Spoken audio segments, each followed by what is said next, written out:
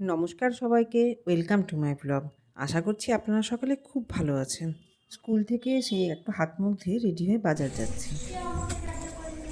Tata বললাম তো।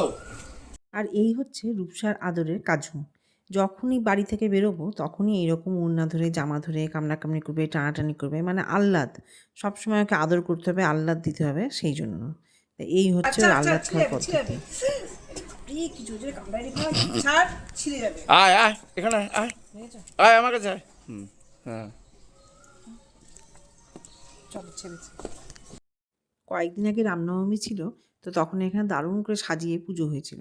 তা এখনও এই কিছুটা সাজানো আছে আর কি, এই যে মন্দিরটার কাছেও কিছুটা সাজানো আছে। রামনবমীর দিন খুব ধুমধাম করে এখানে পুজো হয়েছিল। এই তো দেখতে দেখতেই বাজারে চলে আসলাম। বাজারে তো ভীষণ ভিড়, কারণ বাজারে এখন চৈত্র সেল চলছে। চারিদিকে একদম সেলের বাজার রমরমিয়ে চলছে একেবারে।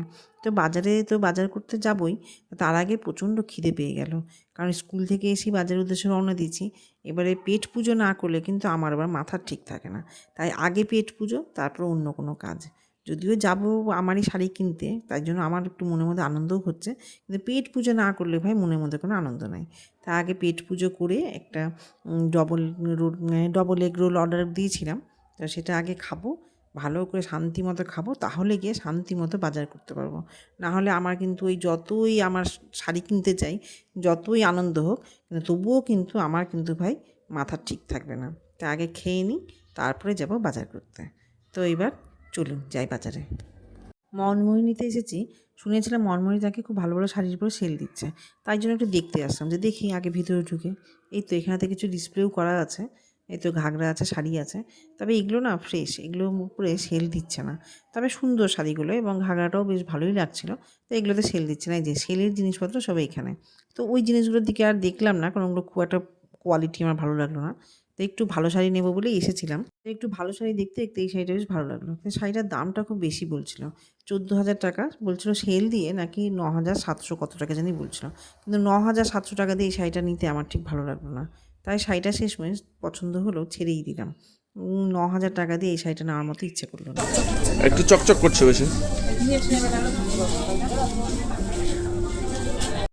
দেখলাম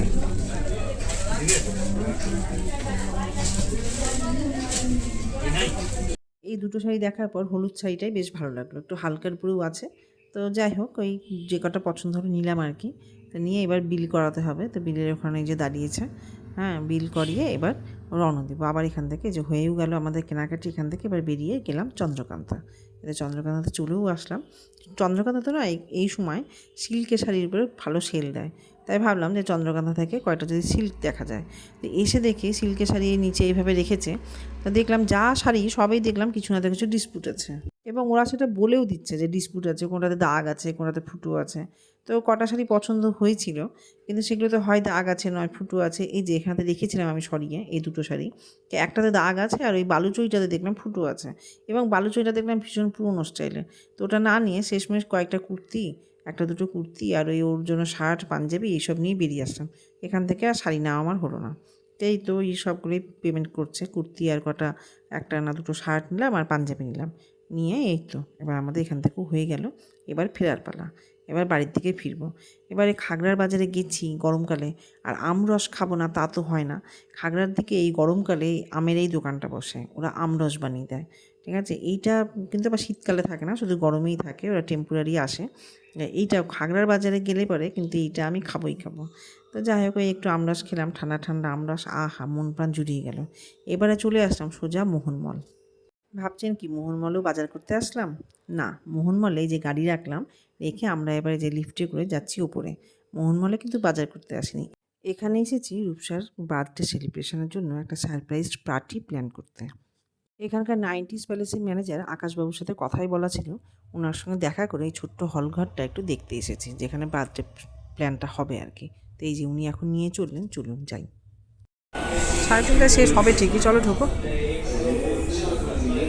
এই যে এটাই হলো সেই পার্টি রুম, যেখানে রূপসা চেয়েছিল যে ওর জন্মদিনটা এখানেই সেলিব্রেট হোক।